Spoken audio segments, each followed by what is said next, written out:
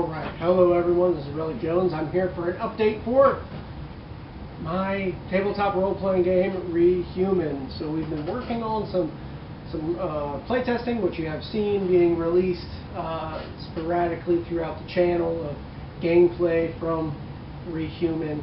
And I just wanted to restate, after deliberation, we've decided to actually double essentially all the content. It's going to be a book about 75 pages long, which we were under 30 before, with 10 playable races at this moment, which, again, playtesting is going to see if some of those make the cut or if they have to be edited.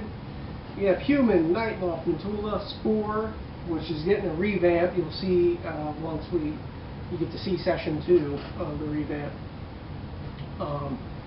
Transhuman, Gray, so you can, it's the aliens, if you will.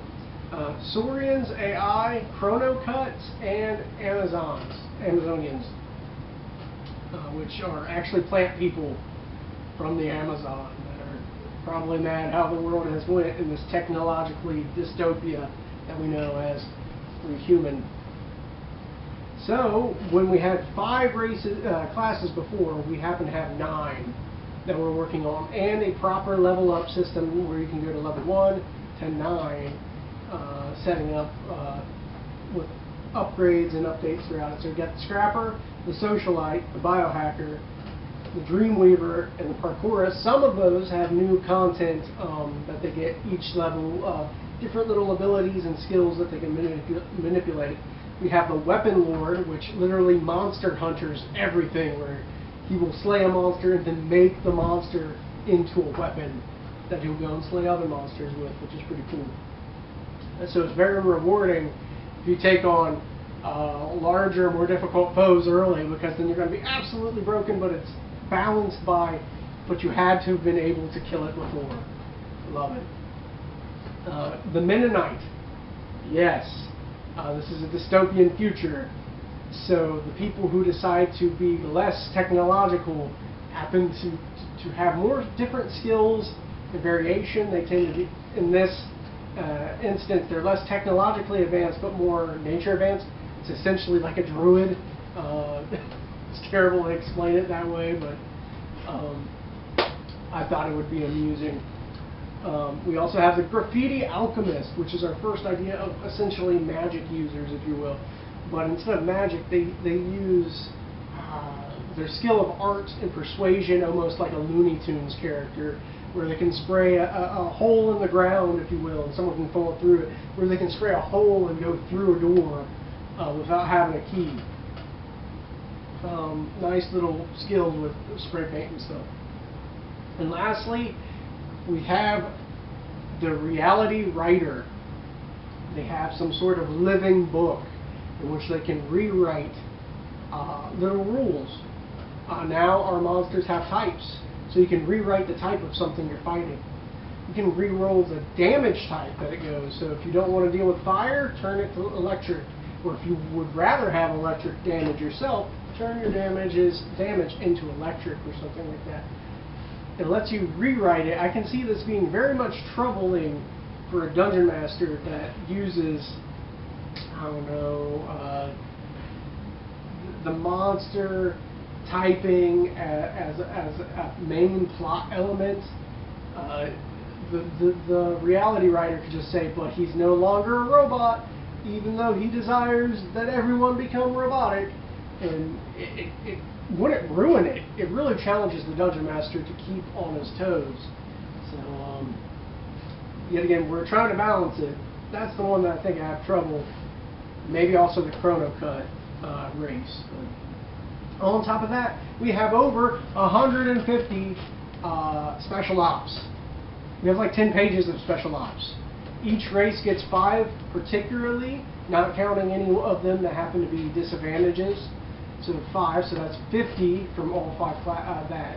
And then we have 9 classes with 8 each. So you can almost take an entire class tree, if you will, as your character. But who wants to do that when you have very diverse, unique things that anyone can have? And we have like pages of stuff that just anyone can use this, which is nice. So we have gun-based combat, and I keep saying we have about 40 guns. I'm not counting the explosives this time, which is cool. So it's not counting explosives. We have unique items that can shape the world. We have gun and weapon mods that can help you upgrade your guns. We even have legendary guns that are wacky and just plot hooks full of. We have a living gun that is a slug that eats bullets and shoots them out. How was that developed?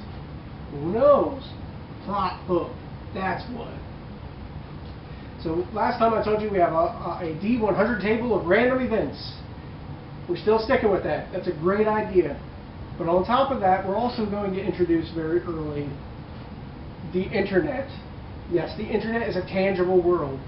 In this sci-fi game, it's the equivalent of in a fantasy game when you go and you plane shift. So you're plane shifting into the web or the dark web.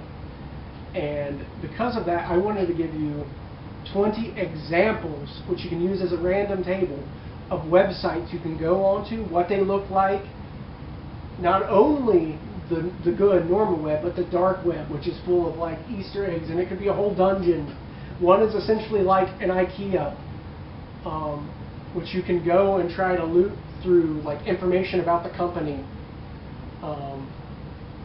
what's going on at the company and stuff. So it's a D20 table, but it's literally like a D40 table because we have the good normal web stuff, and then we have the not so good dark web version of all of these, which I'm so excited to go into. We have 110 foes.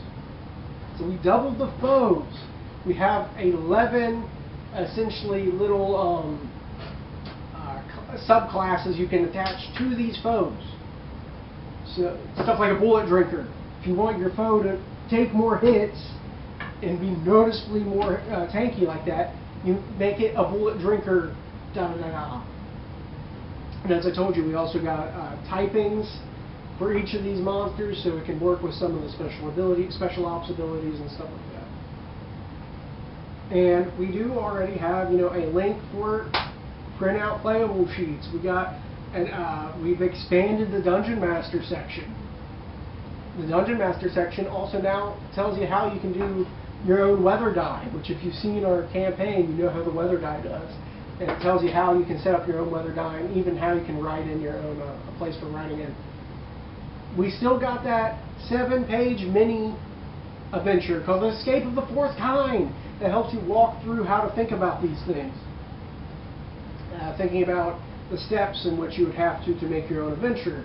Thinking about filling a room, having skill checks in the room, what foes you're going to face, what loot will your party be rewarded with. It's awesome. We also have pages in the back for you to write down your own homebrew. Because I know you're going to think of way cooler things than what we have in our own booklet, but it's getting like a little guide. We're also planning to have journals, player journal, which has player character sheets printed up in it, and we're going to have ourselves a Dungeon Master journal that's going to come out probably before this book's even here, so we can even play test with them to save on our own printing costs. But you'll hear about that later. But yeah, 75 pages, 10 races, 9 classes, tons of different guns, 150 special ops to make your characters special and unique and focused on their own sort of combat. We have 110 foes, which you can combine with the 11 different like little sub things you can combine to them and make them more boss-like. We're even weaker because we essentially took minions as a concept, which was pretty cool. But hopefully you'll look forward to this game. You can support us on Patreon because we are not Kickstartering it. But if you subscribe, you'll be the first to hear when we go live on Amazon for also our hardback and paperback versions of this game, and also the player journals. We'll also have a basic fantasy player journal as well coming out. Or no, DM journal coming out. So this is Relic Jones signing out. Peace.